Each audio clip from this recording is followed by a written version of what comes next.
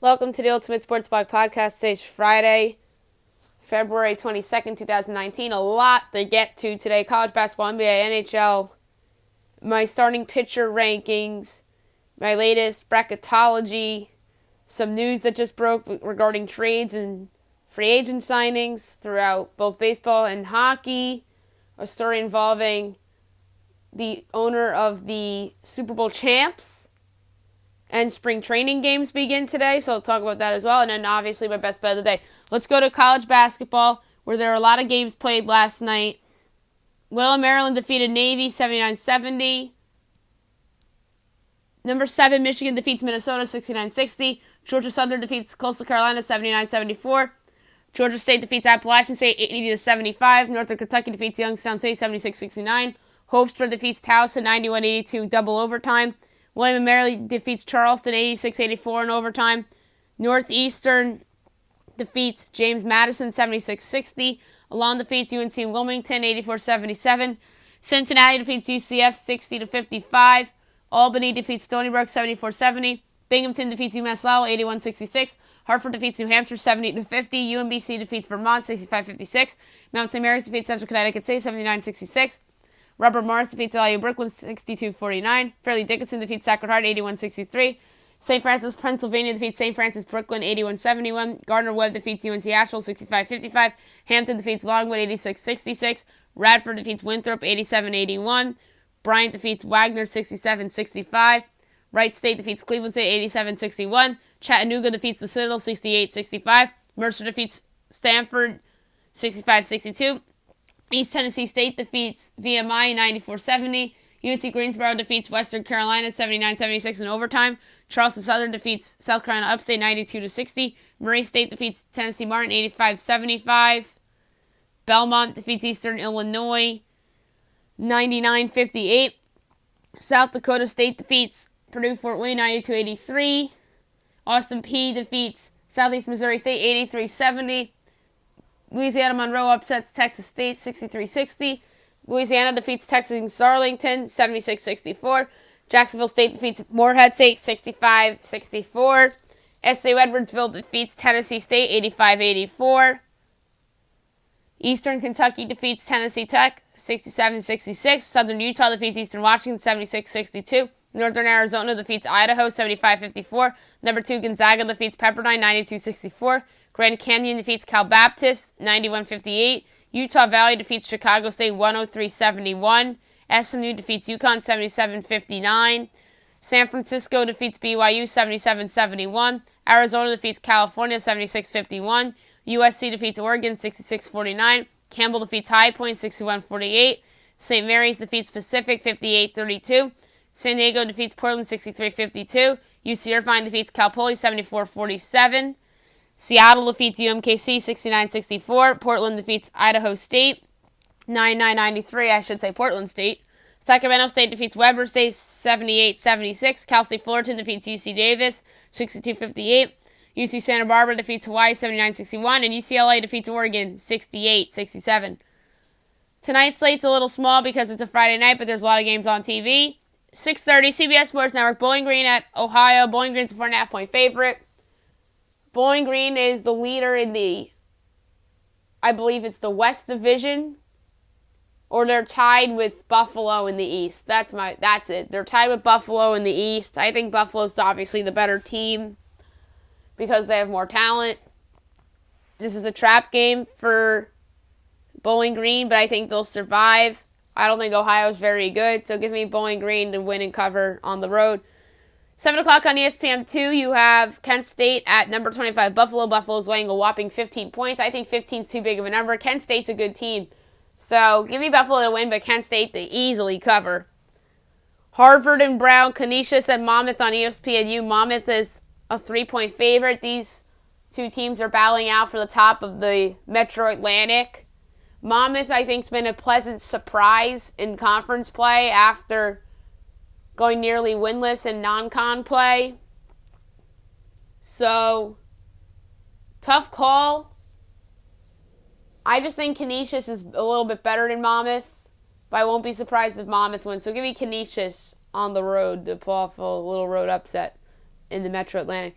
Iona at Manhattan, St. Peter's at Marist, Niagara at Ryder, ESPN News, Dartmouth at Yale. Yale's laying 9.5. They're going to win and they're going to cover. They're just a better team. Milwaukee at IUPUI. 8 o'clock Columbia at Penn. Cornell at Princeton. 9 o'clock ESPNU Green Bay at UIC. UIC is laying 4.5. I'm going to take Green Bay to cover, but UIC to win. ESPN 2, 9 o'clock Davidson at Rhode Island. Davidson's only a 1-point favorite on the road. They're suggesting that Rhode Island is going to get a good win here to get back to 500, but I disagree. The Wildcats have the best player on the court, and they have the better coach, so give me Davidson to win on the road and cover the 1 point. And 9:15 on Fox Sports 1, Indiana at number 21, Iowa. Iowa's laying 7. They're going to win, and they're going to cover. Indiana's just a bad team, and Iowa wants to bolster its resume a little bit and doesn't want to lose at home to an Indiana team that's down from where it usually is. NBA, 6 games last night on the slate. They're all pretty fun. The Cavs defeat the Suns 111-98 in the Tankathon. That's 16 straight losses for the Suns. The 76ers defeat the Heat 106-102. This game provided a late 8-3 run for Philly to come back and win. Trailblazers destroyed the Nets 113-99 on Iron Eagle night at the Barclays Center. Great win for Portland.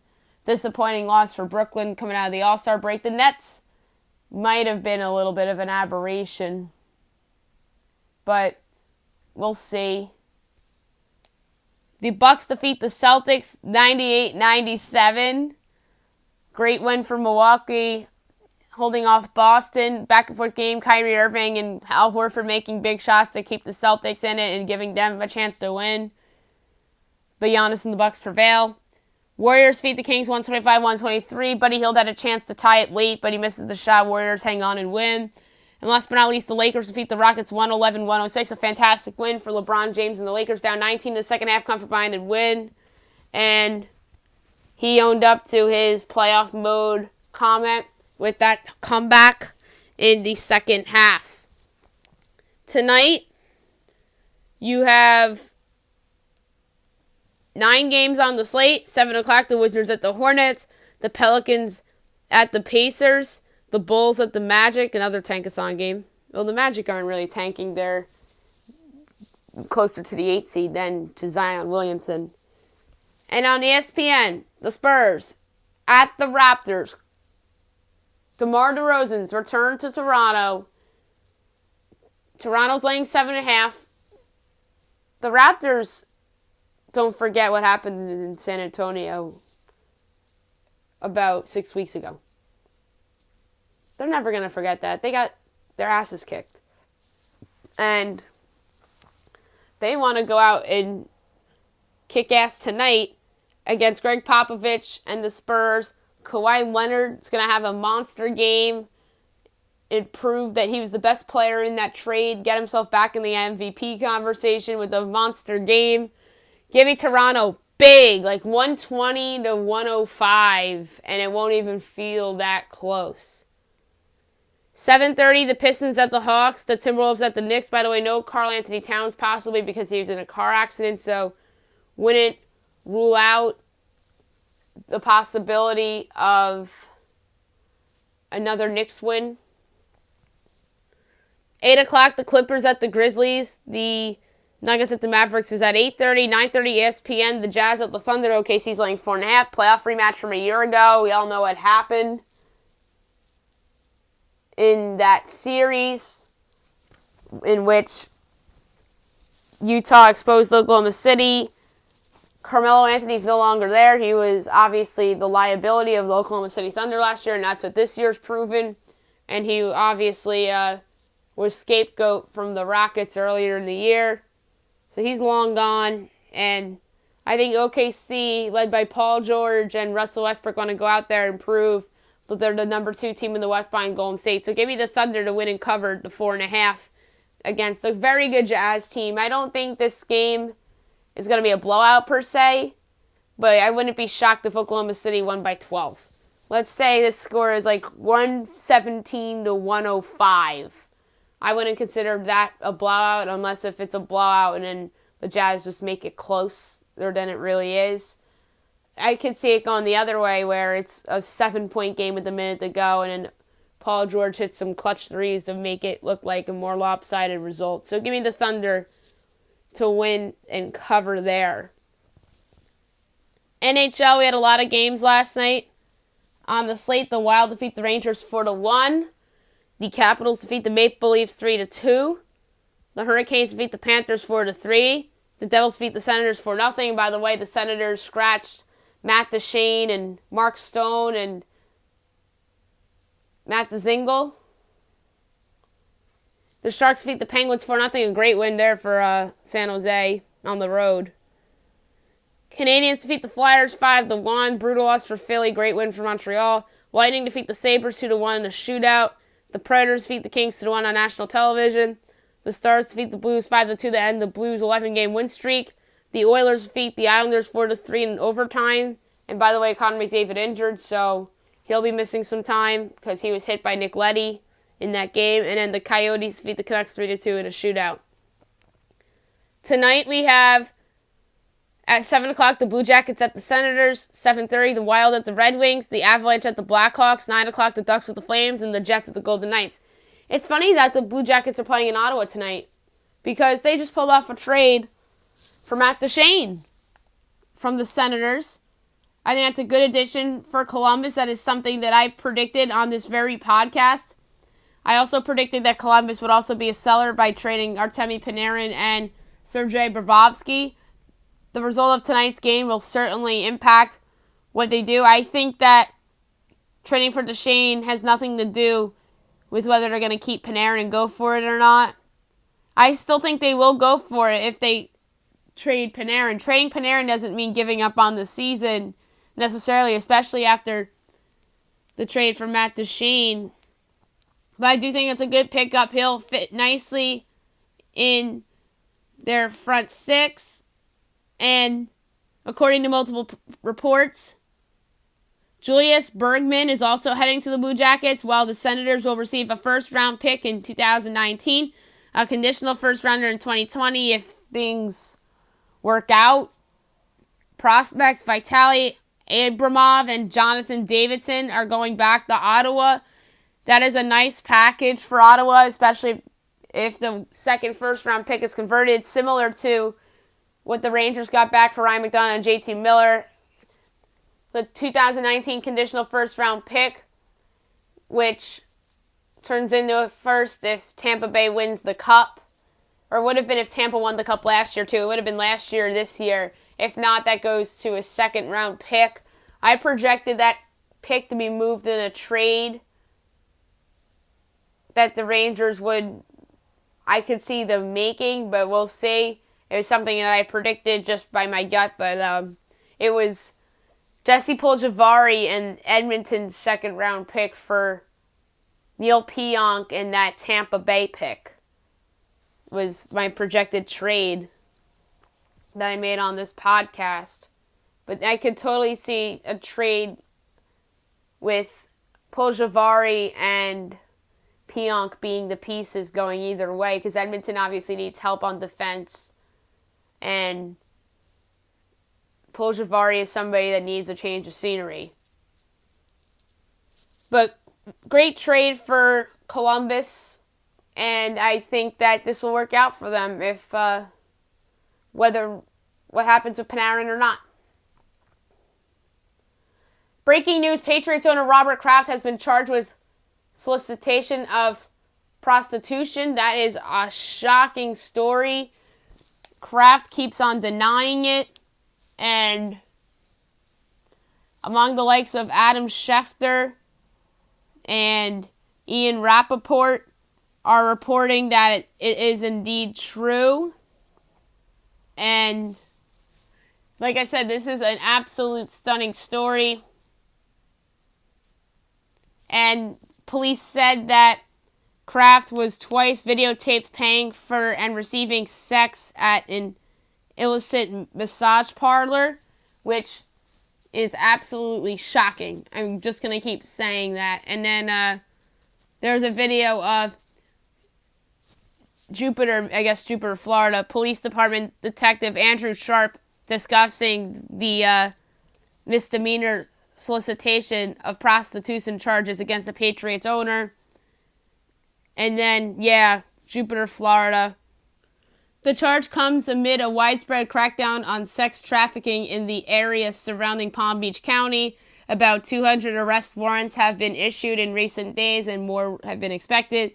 Police say that they planted undercover cameras and targeted massage parlors and videotaped the interactions between men and the female employees.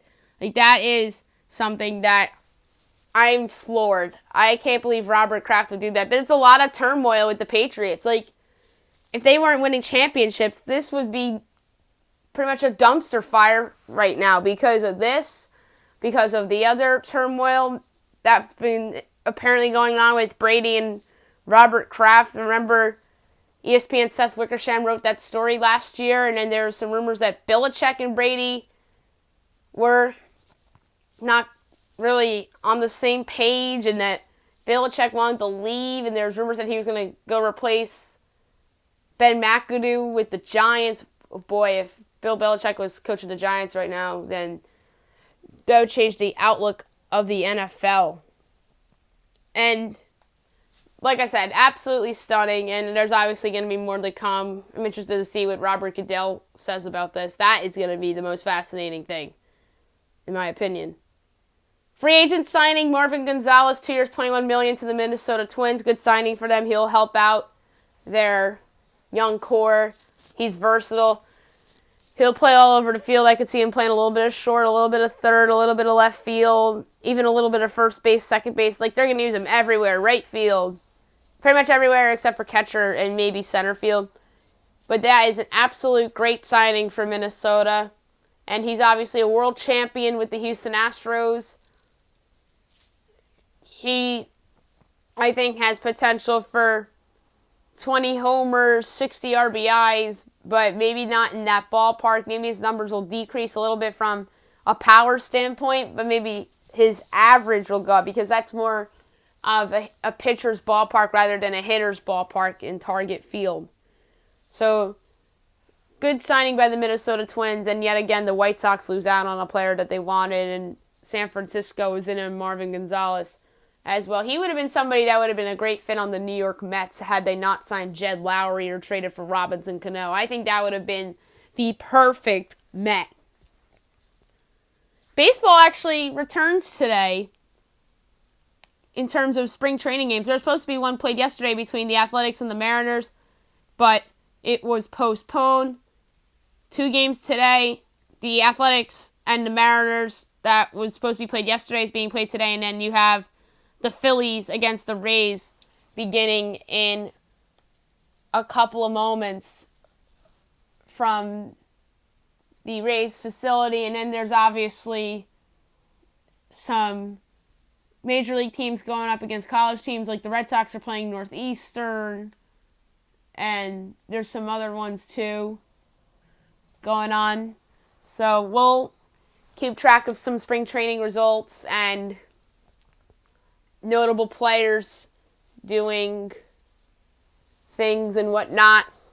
And none of the Red Sox regulars are playing. It's just a lot of their minor league guys in this game right now that's being aired on MLB Network. And then obviously the Mariners Athletics game's being aired on MLB Network at 3 o'clock Eastern Time. Now I'm going to do my baseball pitchers rankings. I'm going to go through my whole list. There is a number of pitchers on here. A whopping 159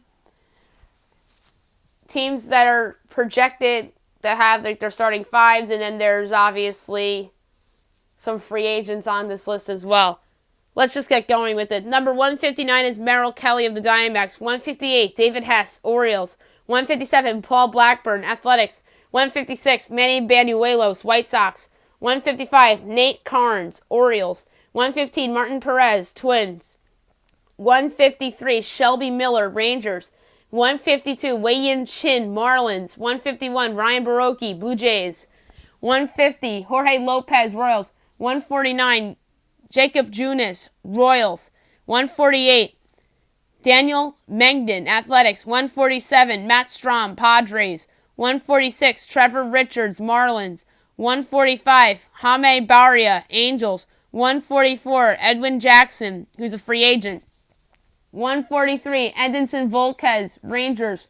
142, Ian Kennedy, Royals. 141, Miguel Gonzalez, who's a free agent. 140, James Shields, who's also a free agent. 139, Andrew Kashner, Orioles. 138, Jordan Zimmerman, Detroit Tigers. 137, Jason Vargas, New York Mets. 136, Jeff Samardzija, San Francisco Giants. 135, Felix Hernandez, Mariners. 134, Brett Anderson, Athletics. 133, Brian Mitchell, Padres. 132, Yovani Gallardo, free agent. 131, Mike Minor, Rangers. 130, Trevor Cahill, Angels. 129, Chris Tillman, free agent. 128, Matt Moore, Tigers. 127, Alex Cobb, Orioles. 126, Lance Lynn, Rangers. 125, Dan Straley, Marlins. 124, Jake Odorizzi, Twins. 123, Michael Pineda, Twins. 122, Drew Pomeranz, Giants. 121, Lucas Giolito, White Sox. 120, Anthony DeSclafani, Reds. 119, Jimmy Nelson, Brewers. 118, Irvin Santana, White Sox. 117, Sandy Alcantara, Marlins. 116, Robbie Erlin, Padres. 115, Drew Smyly, Rangers. 114, Brad Keller, Royals. 113, Zach Davies, Brewers. 112, Tyson Ross, Tigers. 111, Clayton Richard, Blue Jays. 110, Marco Estrada, Athletics. 109, Jose Urena, Marlins. 108, Eric Lauer, Padres. 107, Bartolo Colon, free agent. 106, Chad Bettis, Rockies. 105, Matt Schumacher, Blue Jays. 104, Kyle Gibson, Twins. 103, Ivan Nova, White Sox. 102, Wade LeBlanc, Mariners. 101, Jordan Lyles, Pirates. Now to the top 100. 100, Luis Castillo, Reds. A lot of people have high hopes for him. We'll see if he puts it all together this year. 99, Matt Harvey, Angels. A bit of a prove-it year for him on a one-year deal with a bad team in the Angels. 98, Chase Anderson, Brewers. Not that great of a pitcher, but showed signs of being very good on, obviously, what is a good team in the Brewers. 97, Trevor Williams, Pirates. Had a good stretch at one point last year. 96, Zach Godley, Diamondbacks. He showed some prowess a little bit last year. Maybe he takes a step forward. 95, Jeremy Hellickson, Nationals. He's been solid as a fifth starter the past couple years. 94, Danny Duffy, Royals. Somebody that's a little up and down.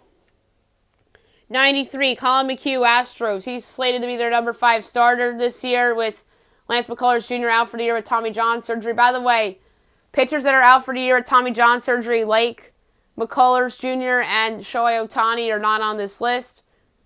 New York's Jordan Montgomery's not on the list either, from the Yankees I'm talking about. And that's because I think he's going to be more of a long man out of the bullpen as he recovers from Tommy John surgery, and then he'll be in their 2020 rotation unless they use him as trade bait. 92, Sonny Gray, Reds. He was actually scratched from his start in spring training. I believe it was supposed to be tomorrow. I wonder why. I guess it's because of an injury. 91, Yu Darvish, Cubs. Darvish and Gray were obviously the biggest 2 flop pitchers last year. I think both of these pitchers, if they weren't so bad, both of these teams would have probably had better seasons. And I put Darvish ahead of Gray because I think Darvish has a better ability to bounce back than Gray. And Gray's obviously in a small ballpark in Cincinnati. And Darvish is with a contender in the Cubs. And I just think that was a little bit of a bad year, but I still don't think he's an ace on that staff. He's more of a number 5 starter. because I think the other 4 starting pitchers on the Chicago Cubs are better than Darvish. 90, Zach Eflin, Phillies. A lot of people like him as a breakout pitcher coming into next year. 89, Derek Rodriguez, Giants. He showed signs of having a breakthrough last year. 88, John Gray, Rockies. Make or break year for him, I think. He was slated to be the Rockies' ace, but he's been supplanted by both Kyle Freeland and German Marquez in that rotation. 87, Tyler Skaggs, Angels. He is slated to be the Angels' ace this year. He's okay, and it could be good at times. 86, Mike Leake, Mariners. He's a trade bait for sure. I think he'll be one of those guys that gets off to a good start and people start talking themselves into him. And then I could see the Mariners moving him in a trade. And then if, on the flip side, if he sucks, then I could see him being salary dumped. 85, Julius Chassin, Brewers. Somebody that was the Brewers' best starting pitcher in their playoff run last year. 84, Tyler Anderson, Rockies. Another pitcher that's been better than John Gray in that rotation. I don't think Anderson is great per se, but he's somebody that I think is pretty good. 83, Tanner Roark, Reds. Change of scenery could help him, but again, like Sonny Gray, small ballpark, and that's remained to be seen. 82, Joey Lucchesi, Padres. A lot of people expect a breakthrough year from him. 81, Luke Weaver, Diamondbacks. I think this is a very possible breakout candidate. Didn't really work out for Weaver in St. Louis as they shipped him in the Paul Goldschmidt deal to Arizona. We'll see how a change of scenery does for him. 80, Clay Buchholz, who's a free agent. He was very good last year on the Diamondbacks. And I wouldn't be surprised if a contender picked him up, or even not contender, and he's picked up and pitches well. Maybe a trade bait for somebody that's a rebuilding team. Like maybe Texas can use him. 79, CC Sabathia, Yankees. Obviously a number 5 starter at this point in his career. He's retiring at the end of the year. So we'll see how it goes. 78, Derek Holland, San Francisco Giants. He was pretty good last year. I don't know if he'll be as good. 77, Anibal Sanchez, Nationals. He was very good on the Braves last year. I won't be surprised if he regresses this year. 76, Adam Wainwright, St. Louis Cardinals. He's somebody that is now a number 5 starter at this point in his career. You just got to be honest. He isn't bad per se, but at the same time, I wouldn't be surprised if he turns into Justin Verlander from 2 years ago and ends up finding a little bit of youth in him. So I think he's a big wild card heading into the season. 75, Joe Musgrove, Pirates. He was a key piece, I believe, in the Garrett Cole trade, and when he was healthy, he pitched pretty well for the Pirates, I thought. Number 74, Tyler Glasnow, Rays, former Pirate who was dealt to Tampa Bay in the Chris Archer deal. We'll see how a full season of him in a Rays uniform is. I think that he could be a surprise pitcher this year. 73, Andrew Heaney, Angels.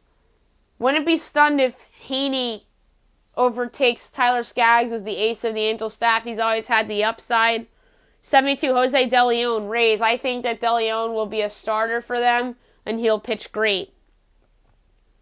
71, Aaron Sanchez, Blue Jays. He's somebody that hasn't really put it all together yet. He was a dominant reliever a few years ago, and then they transformed him to starter, and he was great as a starter, and then he faltered, and then he's been dealing with some injury issues as well. Number 70, Dylan Bundy of the Orioles. They need him to come through in a big way this year, or else their rebuild is going to be stalled. They need some pitching prospects to come through that system. 69, Julio Teheran, Braves. It's sad that he's now the number 5 starter on that team. It's not his fault, but at the same time it kind of is. He was slated to be their ace, but he really has been in decline for a while, and this is really who he is. But maybe he's better off as a number 5 starter with all the young guys ahead of him in that rotation. 68, Alex Wood, Reds. I think Wood is the best pitcher that the Reds acquired this offseason. And I think he'll be solid for Cincinnati. Number 67, Brandon Woodruff, Brewers. I think this pitcher makes the big leap in that Brewers rotation. And he's showed some flashes of being a very good pitcher. 66, Vince Velasquez, Phillies. I'm still very high on Velasquez. I know he hasn't really panned out to what the Phillies thought he was going to be, but I wouldn't be surprised if he's just a late bloomer. Number 65, Miles Mikolas, Cardinals. He's somebody that had a career year last year. I wouldn't be surprised if he regresses. Number 64, Gio Gonzalez, who's currently a free agent. I think he can help anybody that needs a starting pitcher. I think the best fit for him would be the Oakland Athletics. They should go out and sign him right now. Or even the Rays would be a good fit. 63, Nathan Eovaldi, Red Sox. This was a tough one to rank because he had a career year last year, helped the Red Sox win the World Series, and then he gets paid. Sometimes I'm not a fan of guys who get paid. We saw what happened with Yu Darvish last year. John Lester, year one, wasn't that great with the Cubs to the point where they called on Jake Arrieta to pitch the wild card game instead of Lester. But year two of Lester in Cubby Blue worked out, and he's been good since 2016. 17 was a little bit of a down year for Lester. He was good last year. But Eovaldi's somebody that, unlike Lester, has had some injury issues, so this ranking is more out of respect rather than anything, or else he'd be much lower on this list, maybe in like the 80s. 62, Matthew Boyd, Tigers. He's somebody that really emerged last year for the Tigers as a co-ace to go with Michael Fulmer.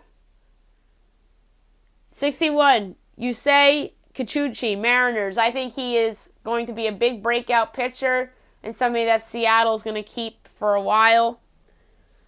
Number 60, Steven Matz of the Mets. He's somebody that's facing a bit of a make-or-break year. He's been hurt a lot and hasn't lived up to expectations. 59, Nick Pivetta, Phillies. Another one that a lot of people expect a breakthrough from in the Phillies rotation with Pivetta. He really showed signs of it last year, and I think there's a chance he does put it together this year. 58, Touki Toussaint, Braves. He was sensational at times last year, and other times he had some growing pains. I really like Toussaint's upside. 57, Reynaldo Lopez, White Sox. He got off to a fantastic start the last year, and then he faltered late. Maybe he's the ace of the future, or even the number 2 behind Michael Kopech. 56, Wade Miley, Astros. I think that this will prove to be a fantastic signing by Jeff Luhnow and his front office as he comes in as a one-year replacement for McCullers. 55, Rick Porcello, Red Sox. He's up and down all the time. He pitches great at Fenway, and he pitches poorly on the road. I think he's somebody that's pretty good, but somebody that also can be pretty bad at times. 54, J-Hop, Yankees. This is somebody that came over in a trade last year and thrived in pinstripes. He was their best pitcher down the stretch last year after Luis Severino went into that tailspin, and having him a full season as your number 4 starter is pretty good. Number 53, Eduardo Rodriguez, Red Sox. He still has some upside, but he's somebody that implodes on the big stage at times, and he was hurt last year as well. 52, Carlos Rodon, White Sox. Somebody else that I'm pretty high on and has a chance to take the next step. I think when it's all said and done, Kopech will be their one, and either Rodon or Lopez will be their number 2 guy. 51, Marco Gonzalez, Mariners. He is their ace right now. He had a breakout year last year. And that trade with Tyler O'Neill in there could be a win-win for both sides. 50, Kevin Gausman, Braves. after he came over in the trade last year, he pitched pretty well in Atlanta. I like the Braves better as a fit for him than the Orioles because of, obviously, the ballpark size and the fact that the Braves are a better team than the Orioles.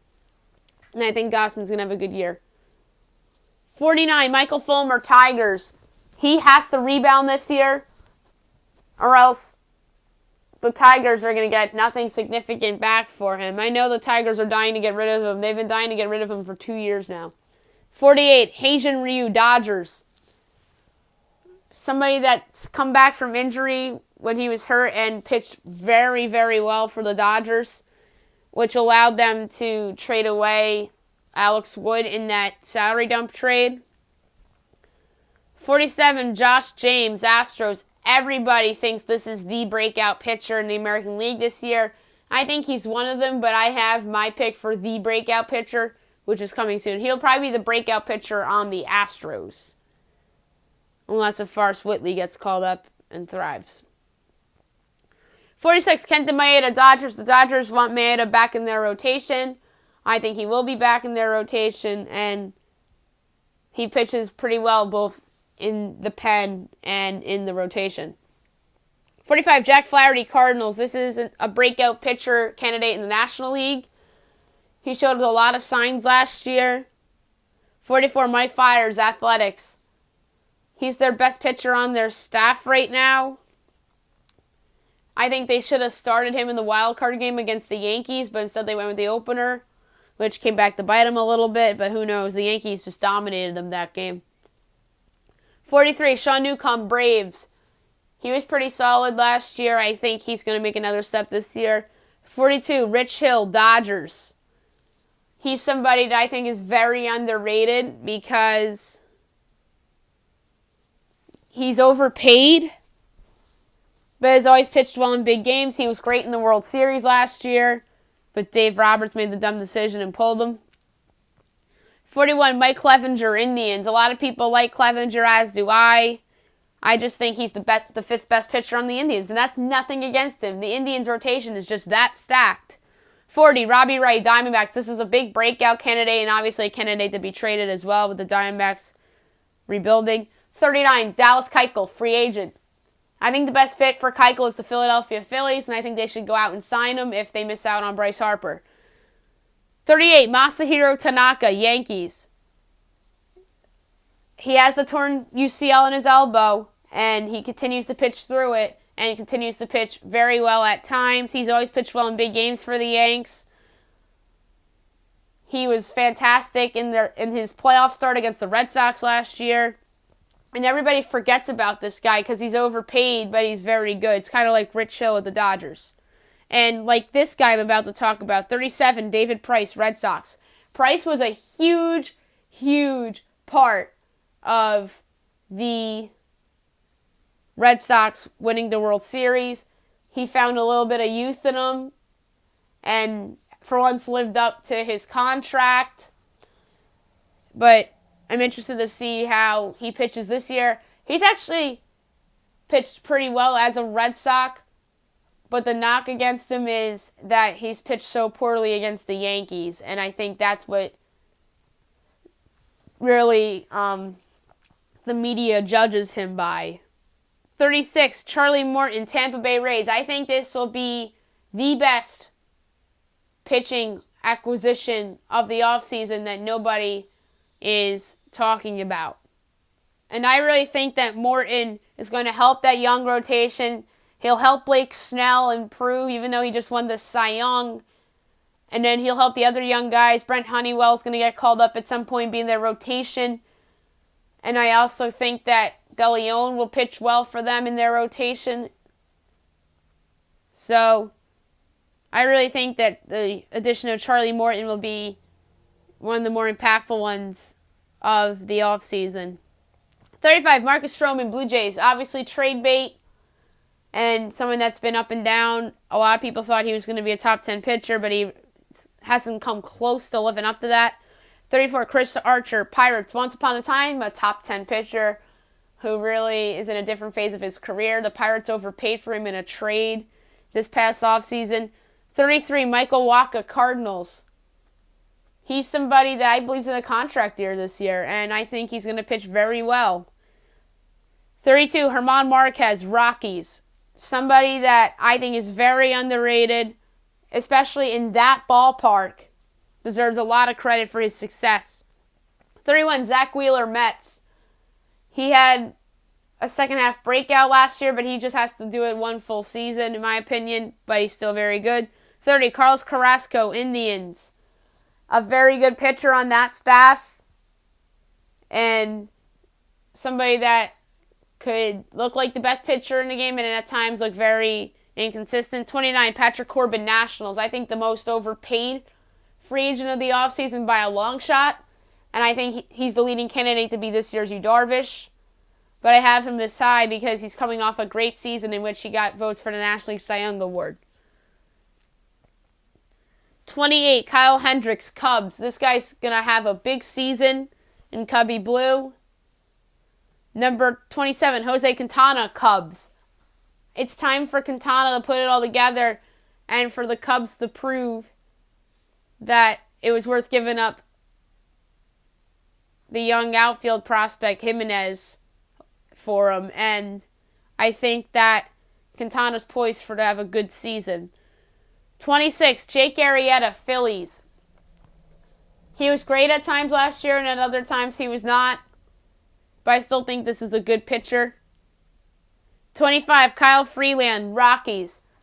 I absolutely loved his performance in Wrigley Field against the Cubs in the wild card game.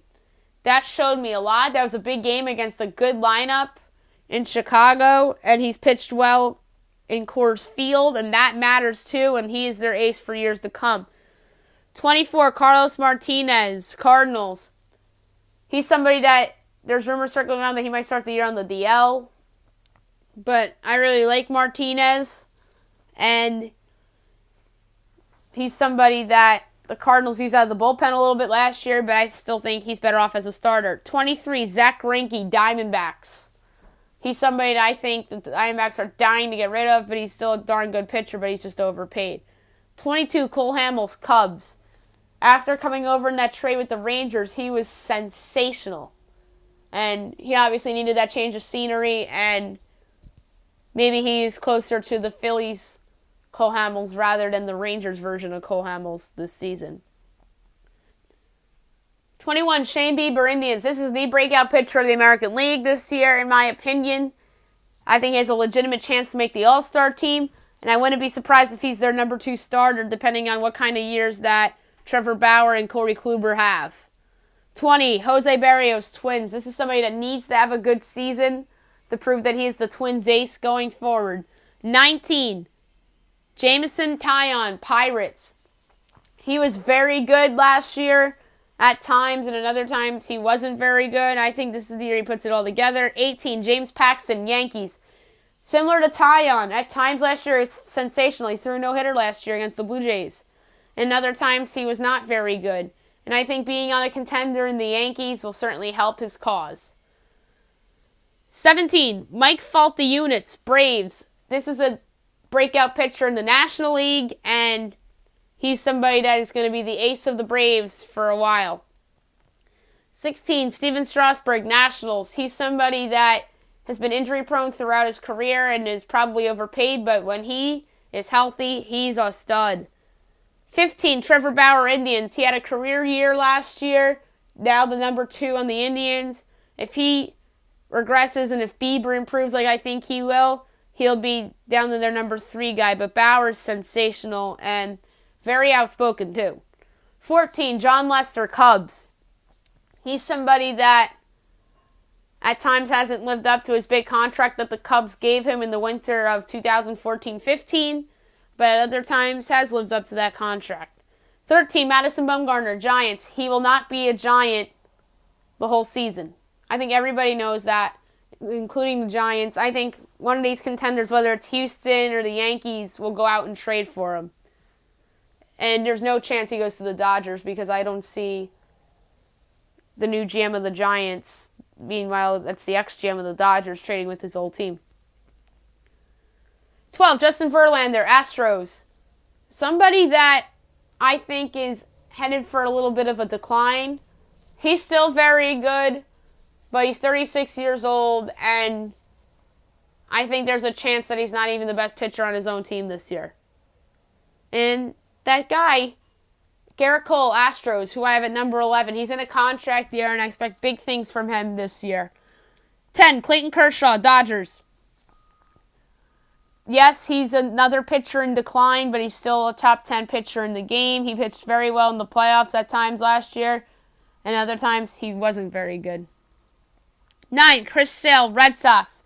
Somebody that's been on the DL a lot throughout his Red Sox tenure, per se. But before he came over to Boston, he was very durable, but not so much since he's been wearing red. But when he's been healthy in the Red Sox uniform, he's been sensational. 8, Noah Syndergaard, Mets. Somebody that I expect big things from this year. There's a lot of people out there making a case that he's the best pitcher on the Mets, but last year proved no way. 7, Luis Severino, Yankees. Somebody that is very polarizing this year, in my opinion. I think one of the key cogs to not just the Yankee season, but to Major League Baseball. I think he's the determining factor of who wins the American League East, who may come out of the American League, because if he's the pitcher before his big slump, then the Yankees are American League favorites. If not, they're either co-favorites at Houston, or even they're not even the best team in their own division. So I think Severino's a big key cog to this season and how it plays out for the Yankees, obviously. But he's still 25 years old, and I think this guy has a bright future ahead of him, and he's still the ace of the Yankees, despite them trading for James Paxton. 6, Aaron Nola, Phillies. Like Severino, Nola had a bit of a collapse at the end of last year, which coincided with the Phillies collapsing at the end of last year. 5, Walker Buehler, Dodgers. This is the breakout pitcher of the National League. I think that he has a chance to win the National League Cy Young Award winner. He is now the best pitcher on the Dodgers, although there's some people out there that still think it's Kershaw. 4, Blake Snell, Tampa Bay Rays, your reigning American League Cy Young winner. I think there's a chance he takes a step back this season, but not a big one, but maybe just a small one. Maybe his ERA goes down, maybe by a half a run, which isn't terrible, which would make it 2.4 around there, which is still very, very good in the American League East. 3, Corey Kluber, Indians. He's somebody that is the ace of the Indian staff until further notice. He's been phenomenal in big games. I think he would have had better stats last year, or obviously a better ERA last year, if it wasn't for that ugly start against the St. Louis Cardinals. 2, Max Scherzer, Nationals. He's phenomenal, strikeout machine, Cy Young candidate every year. The only pitcher that's really lived up to the big contract he got. And I really think that there's a chance that he wins the Cy Young again this year. Number 1, Jacob deGrom, New York Mets. Your reigning National League Cy Young Award winner. Your Major League Baseball ERA leader from last year. Last year wasn't his only great year. He's had a lot of great years. He's been great ever since he got called up. And this guy is the ace of the Mets staff. As good as Noah Syndergaard is, or how great he could be, Jacob deGrom is the ace of the Mets staff. And if I'm the Mets, I do everything you can to keep him around. Before I get to my best bet, I'm going to do my mock bracket for this week. A lot of changes because of obviously the Zion Williams injury and the big win by Carolina and a bunch of other stuff. The number 1 overall seed, get ready for it, folks, the Gonzaga Bulldogs. This team is sensational, and I really believe that there's a chance that they steal the number 1 overall seed, courtesy of the Zion injury, and if Tennessee trips up a couple more times. In the Midwest, my number 1 is Tennessee, who's the number 2 overall. Number 3 overall in the East, Duke. They only dropped 2 spots because I think the committee's going to give him a pass for the Zion injury. And number 4, Virginia, who is the number 1 seed in the South. Your 2 seeds in the West, Michigan. In the South, Kentucky. Midwest, North Carolina. And the East, Michigan State. North Carolina should still be below Kentucky and Michigan because Michigan and Kentucky both beat Carolina head-to-head. And Michigan State's come on a little bit after a little bit of a slide. Your 3 seeds in the East, LSU. In the South, Houston. In the West, Louisville. And in the Midwest, Marquette. I think a couple of those quad 1 wins will do Louisville well. I probably should have dropped them, but I still think those good wins will eventually matter to the committee. My 4 seeds in the Midwest, Kansas State. In the South, Purdue. In the West, Kansas. And the East, Cincinnati. Teams trending up are Kansas State and Kansas, but I still think Kansas has losable games down the stretch as well as Kansas State. My 5 seeds in the West, Florida State. In the East, Wisconsin. In the South, Texas Tech. And in the Midwest, Virginia Tech. Florida State's a team trending up. They're on a great winning streak right now. There's a good chance that ends tomorrow as they go to Chapel Hill to face Carolina. My 6 seeds, Midwest, Iowa. South, Maryland. West, Iowa State. And East, Nevada. 1 bad loss in the Mountain West Conference is going to cost Nevada. 7 seeds, West, Villanova. South, Buffalo. East, Syracuse. Midwest, Baylor. Villanova dropped a couple seed lines because they lost to St. John's and they lost to Georgetown. 8 seeds, South, Mississippi State. West, Ole Miss. East, Ohio State. Midwest, Minnesota. I think the bubble is large and all these teams are a part of it. My 9 seeds, East, Auburn. South, TCU. West, Washington. Midwest, St. John's. Despite the bad loss to Providence, I think the wins over Marquette and Villanova will serve big for St. John's. And obviously, if you lose at Duke, I don't think the committee is going to care that much because of Zion Williamson. And Zion was obviously healthy in that game.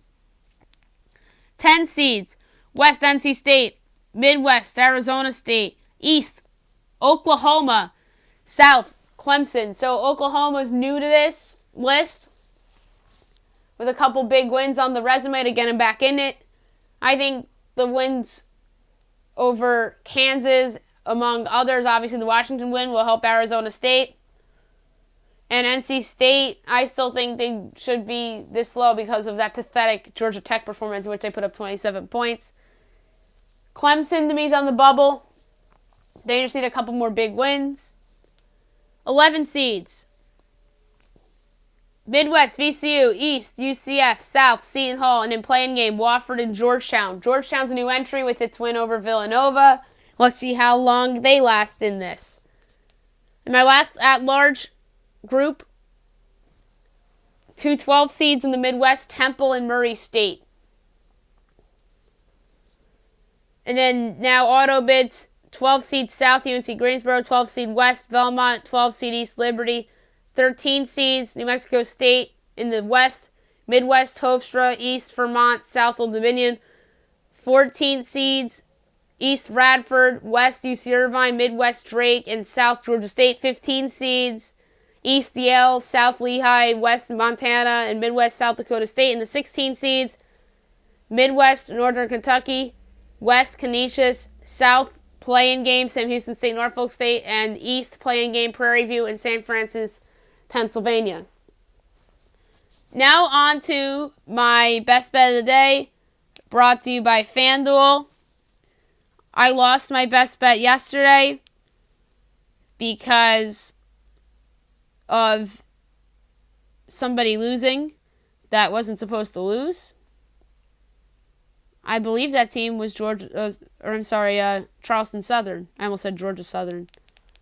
But yeah, Charleston Southern, I believe, was the team that lost outright at home. That cost me my best bet. Not that many things to choose from.